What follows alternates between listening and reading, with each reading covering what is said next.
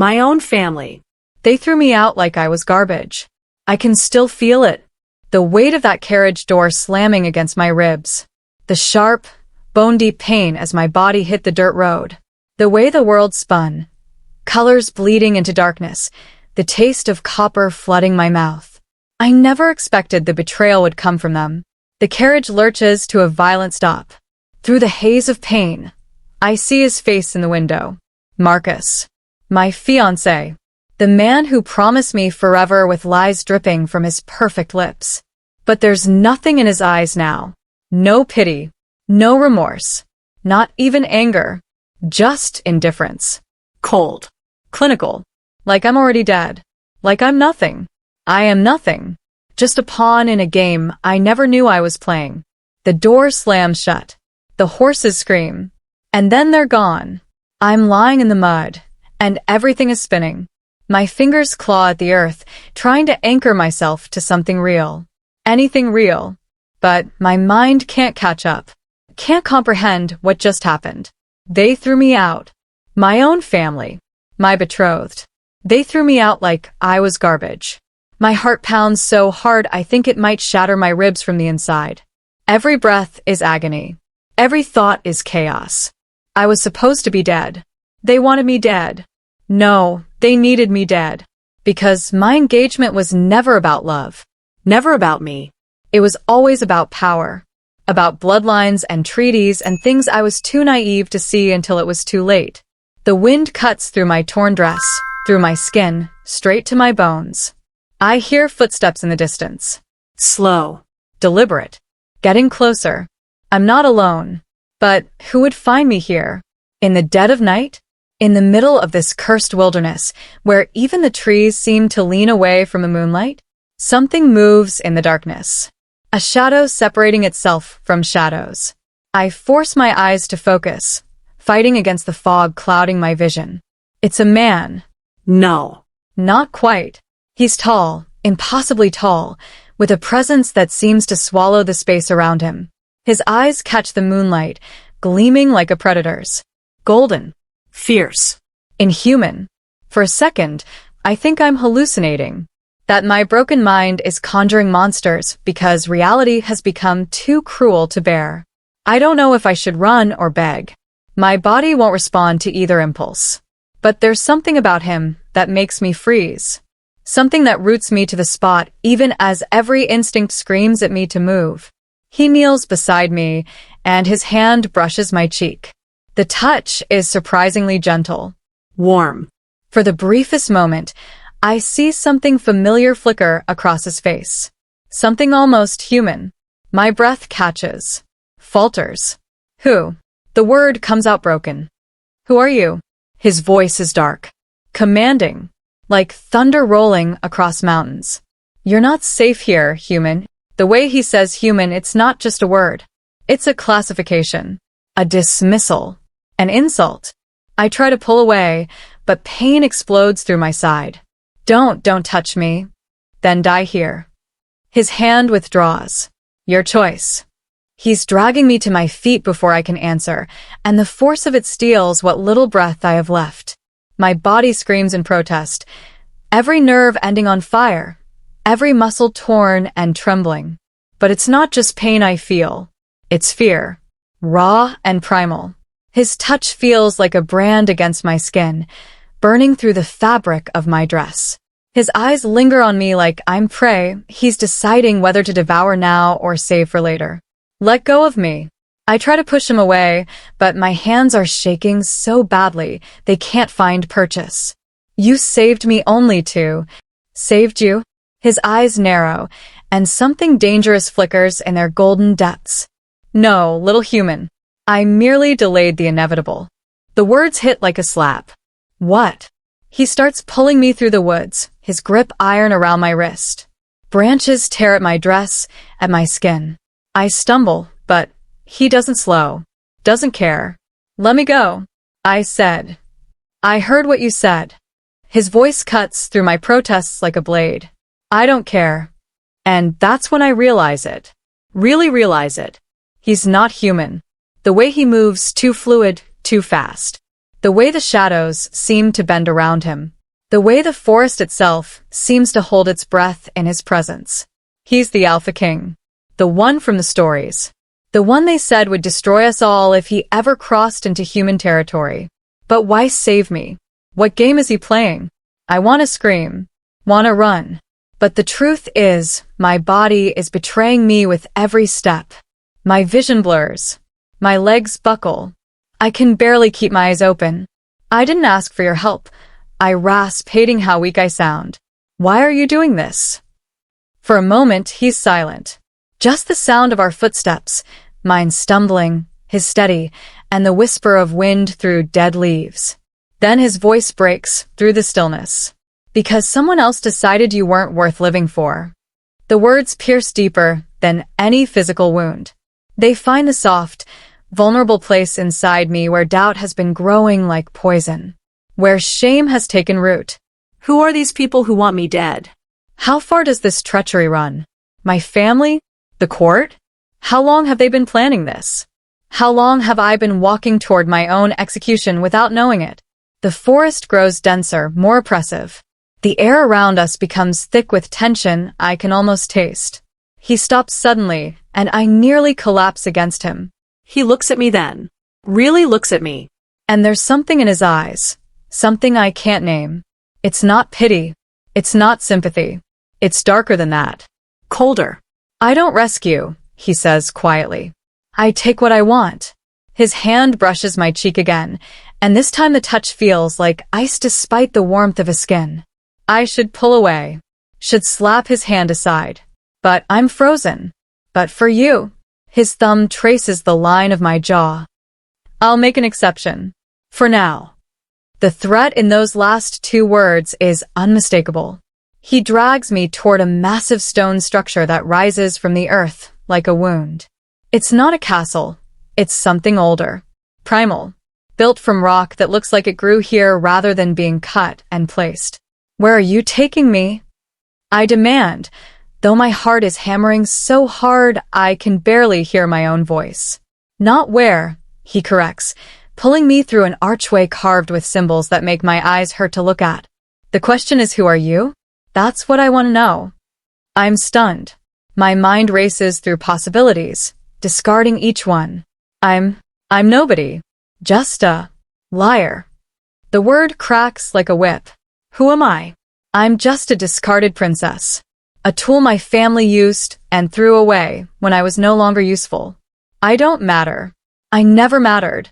But somehow, his words cut through my confusion. There's a reason he's asking. There's something about me he wants to know. Something he needs to know. A growl echoes through the cavernous hall. Low. Menacing. Not human. I freeze. We're not alone. Shadows peel away from the walls, taking shape. Wolves. Massive, terrifying wolves with eyes that glow in the darkness.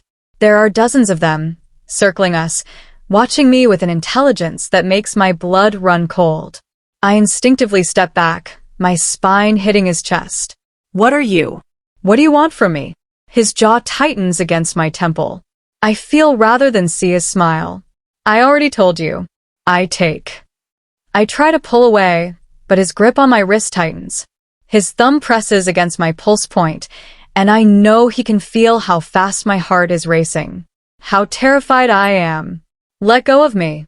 My voice breaks. You've already taken everything from me. Everything. His laugh is dark, humorless. You don't even know what that word means. The power in the room shifts. I feel it like a physical force pressing against my skin. The wolves stop circling. Stop moving. They're all watching him now. Waiting. And I realize, I'm not just in the presence of the Alpha King.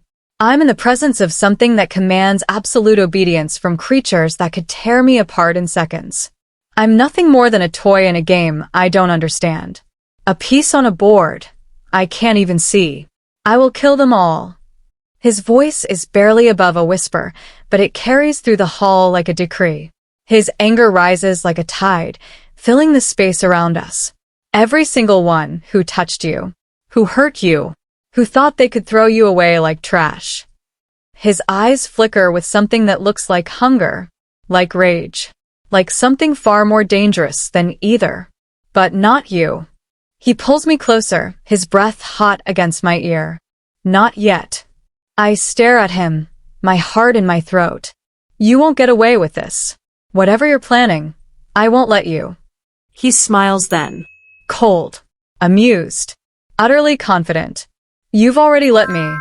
His arms wrap around me from behind, pulling my back flush against his chest.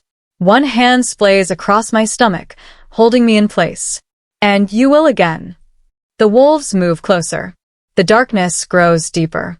And I realize with horrible clarity that this isn't a rescue. This is a claiming. I don't sleep. Can't sleep. Not with his eyes on me. The Alpha King, Kale, I heard one of the wolves call him, hasn't moved from his position across the chamber.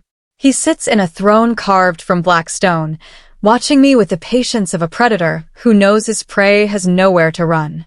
And he's right. I don't. The wounds on my body have been tended, cleaned and wrapped by hands I never saw while I drifted in and out of consciousness. But these new bandages can't hide what happened. Can't erase the fact that my own family tried to kill me. The question that keeps circling my mind like a vulture. Why? You're thinking too loud, Kale says, his voice cutting through the silence like a blade. I don't look at him. You can hear thoughts now. I can hear your heartbeat quicken every time you reach the same question. He stands, and even though he's across the room, I feel the shift in the air. They wanted you dead because you were never supposed to exist. My head snaps toward him. What?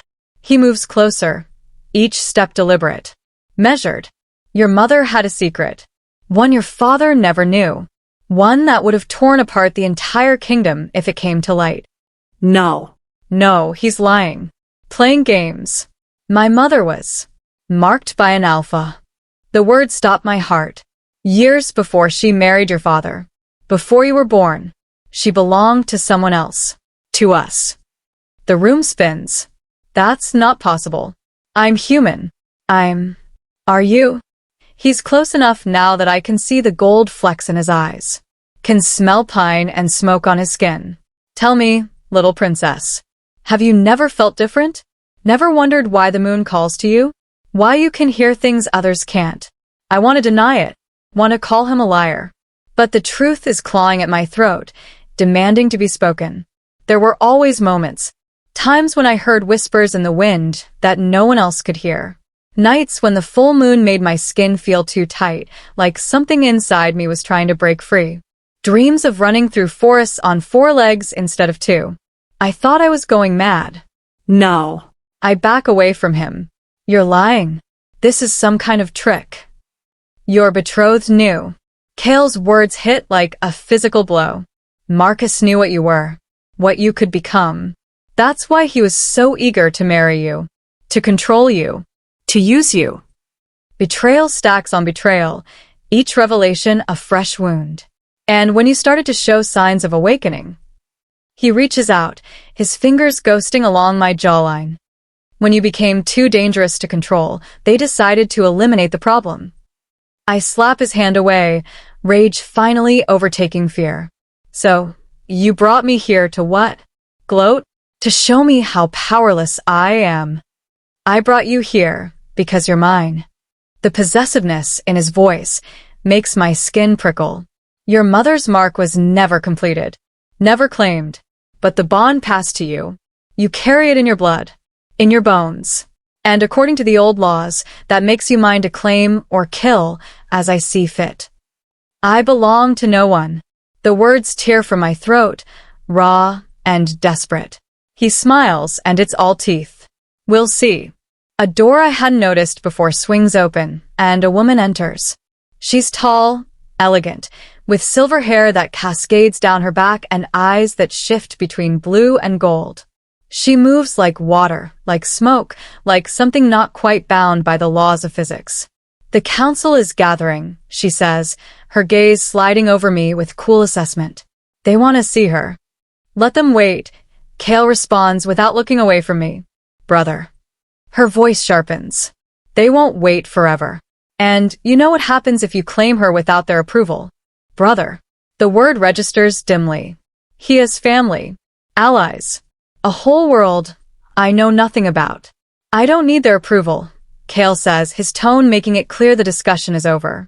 The woman, his sister, gives me one last look. There's something in her expression I can't read. Pity? Warning? Then she's gone, the door closing behind her with a sound like a death knell. What is the council? I force the question past the tightness in my throat. The wolves who rule beside me. The ones who'll decide whether you live or die. He says it so casually, like he's discussing the weather. There are those who believe humans, even half-breeds, have no place in our world. That your very existence is an insult to our bloodlines. Then why save me at all? The question I've been holding back finally breaks free. If I'm such an abomination, why not let me die in that forest? For the first time, something cracks in his composure. His jaw tightens. His eyes flash. Because I've been searching for you for 5 years. Since the night I felt your mother's old mark resurface. Since the night I knew you existed. 5 years. He's been hunting me for 5 years. I had a right to know, I whisper. I had a right to know what I was. What I am. Rights. He laughs, bitter and sharp. You think you have rights? You're a secret that was supposed to die with your mother. A mistake that should have been erased before you ever drew breath. Your father knew. Your precious Marcus knew.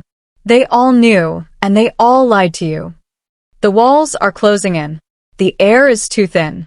I can't breathe. But I didn't lie. His hand catches my chin, forcing me to meet his gaze. I'm the only one who's told you the truth. So tell me, little princess, who's really the monster here? I don't have an answer. Can't form words past the sob building in my chest. He releases me, stepping back. You have until moonrise to decide. Decide what? Whether you accept the bond. Whether you become what you were meant to be. Or... He gestures to the door. You can leave. Walk out of here. Go back to the humans who wanted you dead. See how long you survive. It's not a choice. It's a cage dressed up as freedom. And if I accept, the words taste like ash. Then you become mine in every way. You submit to the transformation. You let the wolf inside you wake up. And you stand beside me when the council tries to tear you apart for being an abomination. That's not a better option. It's the only option where you survive. His eyes hold mine, and I see the truth there. The cold, brutal reality. They're already coming for you. Your father. Your betrothed. They know you're alive, and they won't stop until you're dead.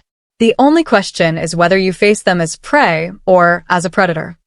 A howl echoes through the stone halls. Then another. The wolves are gathering. Time is running out. Kale moves to the door, then pauses. You asked why I saved you. Why I brought you here. He doesn't turn around. It wasn't mercy. It wasn't kindness. I saved you because 5 years ago, I made a promise to your mother. And I always keep my promises. What promise? My voice barely rises above a whisper. That I would protect her daughter. That I would keep you safe from those who would use you or destroy you. That I would give you a choice she never had. He looks back at me then, and something in his expression makes my chest ache. She died, keeping your secret. Died. So you could have a chance at life. I won't let her sacrifice be for nothing. The door opens. Wolves fill the corridor beyond. Dozens of them. All in human form but with eyes that glow with otherworldly light. They're dressed for ceremony. For judgment. The council awaits. One of them says, his voice rough with barely contained aggression. Bring the half-breed. Kale's hand moves so fast, I barely see it. The wolf who spoke is suddenly against the wall, Kale's fingers wrapped around his throat. You will address her with respect. Or I will tear out your tongue and feed it to you. Silence. Heavy and absolute. He releases the wolf, who crumples to the floor, gasping. Tell the council I'm coming. And the girl comes as my guest, not as a prisoner. The wolves file out, their fear palpable in the air. Kale turns to me. Last chance to run, little princess. Once you walk through that door with me, there's no going back. I should run. Should take whatever slim chance I have to escape this madness. But where would I go? Back to the family that threw me out like garbage? Back to the betrothed who probably helped plan my murder? Or forward, into a world I don't understand, with a man, a creature I can't trust? My mother died for this. For me. For the secret she carried. And I'm tired of being a victim. Tired of being used. Tired of being afraid. I stand, my legs shaking but holding. What happens in the council chamber? They judge you. Decide if you're worthy of living among us. Decide if the bond can be honored or if you're too dangerous to let survive. And if they decide I'm dangerous? His smile is cold. Proud. Then we show them just how dangerous you can be. He offers his hand. Not a command. Not a demand. An offer. I think of my mother. Of the secrets she kept. Of the life she gave up to protect me. I think of Marcus's cold eyes as he watched me fall. Of my father's silence. Of all the lies. I take Cale's hand. His fingers close around mine. Warm and strong. Good girl. The words should feel patronizing. Should make me angry. Instead, they send a shiver down my spine that has nothing to do with fear. We walk together through the corridors, wolves pressing against the walls to let us pass. Their eyes track every movement, every breath. Some look hungry. Some look hateful. All of them look dangerous. The council chamber is vast, a circular room carved from stone that seems to pulse with ancient power. Torches burn in sconces that line the walls, their flames casting dancing shadows. And in the center, arranged in a circle, sit 12 figures. These are the council, the wolves who rule beside the Alpha King. They're all watching me with eyes that strip away every pretense, every defense. I feel naked, Exposed. Judged. An older woman stands, her hair white as snow, her face carved with lines of power and age. You dare bring this abomination before us, Cale? This half-breed filth. Cale's hand tightens on mine. I bring my mate before the council, as is my right, as is tradition. The word mate echoes through the chamber like a thunderclap. The woman's eyes flash. She hasn't even awakened. She's barely more than human. She carries tainted blood. She carries the mark of Alpha Theron, her mother's mate, a bond that was never completed but never broken. Cale's voice rings with authority. By law, that bond transfers to her. By law, she is mine to claim. Theron is dead. Another council member rises, a man with scars crisscrossing his face. Killed in the war with the humans 20 years ago. His bloodline ended with him. His bloodline lives in her. Cale pulls me forward, and I stumble into the center of the circle. The mark responds to me, to my blood, because I am his heir, his successor, and what was his is now mine. I'm a possession, a piece of property being transferred from one owner to another. The anger that surges through me is hot and fierce. I'm not a thing to be claimed. The council falls silent. Every eye turns to me. I should be terrified. Should shut my mouth and let Cale handle this. But I'm so tired of being silent. You all talk about me like I'm not even here. Like I don't have thoughts or feelings or a right to choose my own fate. My voice grows stronger with each word. But I'm standing right here.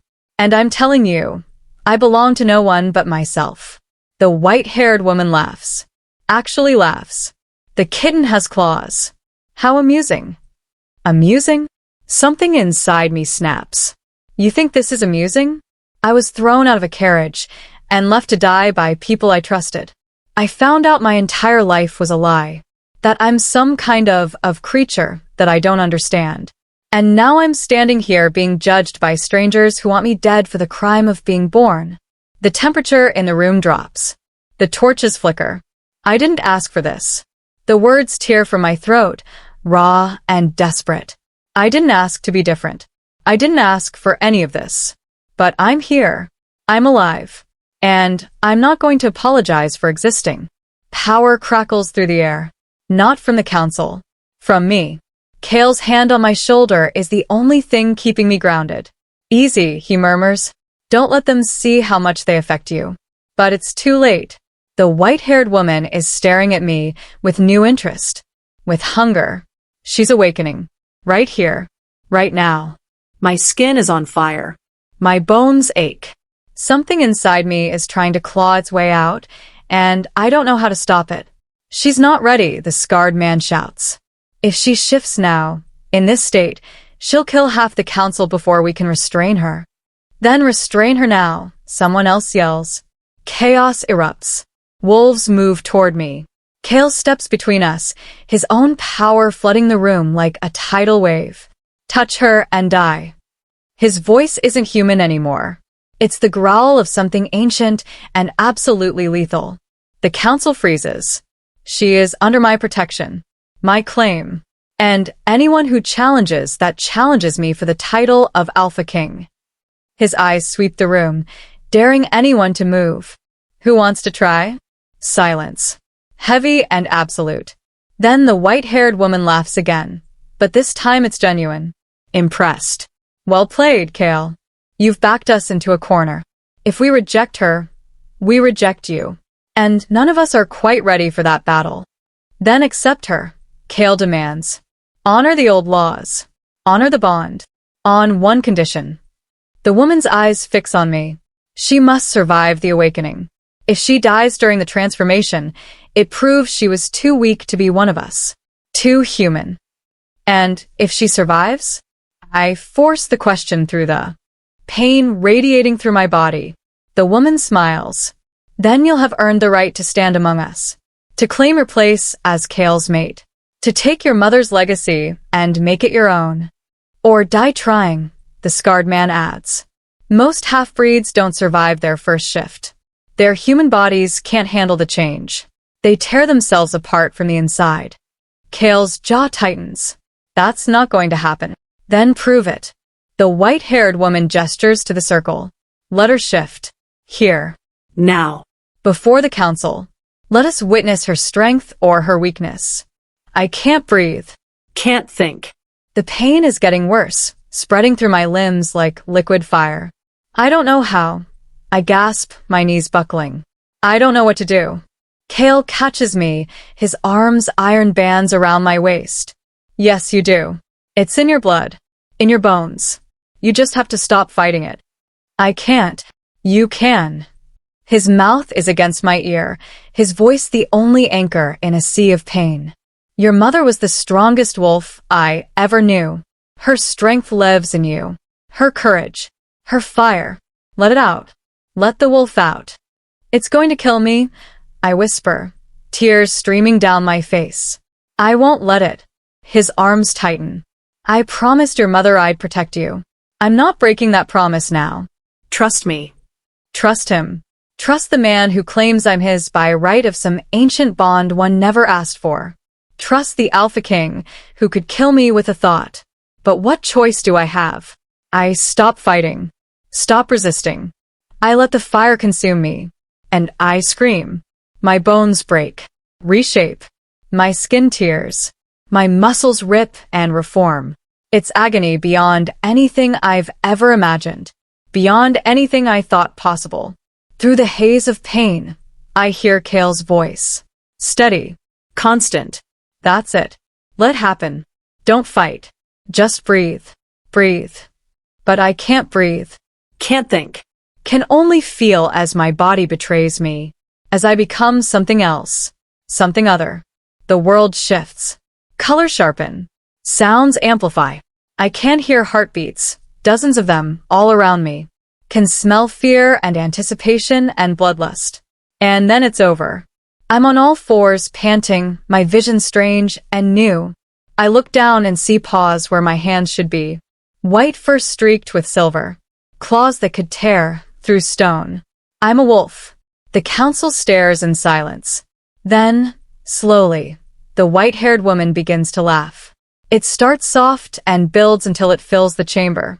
Alpha blood, she says, wonder in her voice. Pure alpha blood. Not a half-breed. Not a mongrel. She carries the full legacy. Kale kneels beside me, his hand running through my fur. I told you. She's stronger than you gave her credit for. I try to speak, but only a growl comes out. Panic flares. I'm trapped. Trapped in this body. I don't know how to change back. Easy. Kale's voice cuts through my fear. The first shift is always the hardest. But you can change back. You just have to want it. To choose it. Choose. Always choosing. Always deciding between impossible options. I close my eyes and picture myself. My human self. My face. My body. My hands. The pain returns, but it's different this time. Quicker. Easier. And then I'm back, naked and shaking on the cold stone floor, but human. Kale wraps a cloak around me before anyone else can move. Impressive, he murmurs. Most wolves take days to learn control. You did it in minutes. The white-haired woman stands, and the rest of the council follows. The half-breed has proven herself. She carries true alpha blood. The bond may be honored. But, the scarred man adds, his voice hard, there will be trials. Tests of strength and loyalty. She must prove she's worthy not just of the blood, but of the title. Worthy of standing beside our king. Agreed, Kale says without hesitation. She'll face whatever trials you deem necessary. Wait. My voice is hoarse, but I force the words out. Don't I get a say in this? All eyes turn to me. You're giving me trials. Making me prove myself. But no one has asked me what I want. I push to my feet, clutching the cloak around me. I didn't ask for this bond. I didn't ask to be claimed. So before we go any further, I want answers. Real answers. Starting with, what happened to my mother? The council exchanges glances. Uneasy. Guilty. Tell her. Kale orders. She has a right to know. The white-haired woman sighs. Your mother, Alara, was promised to Alpha Theron before the war. It was to be a union that would unite two powerful packs. But then she met your father, the human king, and she chose love over duty. The scarred man continues, his voice rough. Theron was killed in the war before he could challenge for her return. But the bond remained. Incomplete. Unbroken. It drove Alara mad. She died giving birth to you, her body torn between two worlds. Between human and wolf. My mother died because of me. Because she loved a human. Because she chose her heart over her pack. But she left you something, the white-haired woman says. A message. Sealed with her blood and magic. To be opened only if you survived your first shift. She produces a small wooden box from within her robes. Ancient. Scarred. Carved with symbols I'm starting to recognize. I take it with shaking hands. The moment my fingers touch the wood, it springs open. Inside is a letter. Written in flowing script. My mother's handwriting. My daughter. If you're reading this, then you've survived. You've become what I always knew you could be. Strong. Fierce. Whole. I'm sorry I couldn't be there to guide you. Sorry I couldn't protect you from the truth. But I need you to know, everything I did, every choice I made, was to keep you safe. To give you a chance at the life I never had. The bond with Theron was never meant to be. I loved your father. Loved you. But the wolf in me never forgot. Never let go. And I knew, someday it would call to you too. Kale is Theron's successor. His heir. The bond transfers to him, as is our law. But listen to me carefully, you have a choice. You always have a choice. Don't let anyone tell you otherwise. If you choose the bond, you choose a life of power and danger. You choose to be hunted by those who fear what you represent. You choose war. But you also choose strength. Family. A pack that will die to protect you. Whatever you decide, know that I love you. That I'm proud of you. That you are my greatest achievement. Be brave, my daughter. Be strong. And never, ever apologize for who you are. All my love. Alara. Tears blur my vision. I clutch the letter to my chest, my mother's words echoing in my heart. She wanted you to choose, Kale says quietly. That's why I gave you the option to leave. Why I won't force the bond. Because she made me promise, if you survived, you would choose your own path. I look up at him. At this man, this alpha, who's been nothing but honest with me. Brutal, yes. Harsh, yes. But honest. And if I choose to leave, what happens to you? To the bond. It dies with me, he says simply. I won't take another mate. Won't complete another bond. I made a promise to you, mother, and I keep my promises. The white-haired woman shakes her head. That would leave the pack without an heir, without a future. You would doom us all for the sake of one girl. Yes. No hesitation. No doubt. The council erupts in argument. Some demanding I be forced to accept. Others calling for Kale to choose duty over sentiment. But I barely hear them. My mind is spinning with possibilities. With choices. I could leave. Could try to build a life somewhere far from all of this. But Marcus would find me. My father would find me. And next time, they wouldn't fail. or I could stay. Could embrace what I am. Could stand beside this alpha king and dare the world to challenge me. Could choose strength over fear. I accept. The words cut through the chaos like a blade. Silence falls. I accept the bond. I repeat, louder. Not because I'm forced to. Not because I have no other choice. But because I'm tired of running. Tired of hiding. Tired of being the victim. I turn to Kale, meeting his golden eyes. You said you keep your promises. So here's mine. I'll stand beside you. I'll face these trials. I'll become what my mother died to create. But on one condition. His eyebrow raises. You're making demands of the Alpha King? Yes. I don't back down. You want me as your mate? Then you treat me as an equal. Not property. Not a possession. A partner. The council gasps. Someone sputters in outrage. But Kale smiles. Really smiles. And it transforms his face from dangerous to devastatingly beautiful. Done. He extends his hand. Welcome to the pack, little princess. Or should I say, my queen. I take his hand, and power floods through me.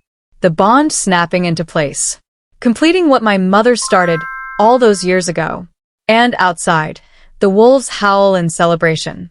Or is it warning? Because in the shadows beyond the council chamber, a figure watches. A human figure with cold eyes and a colder heart.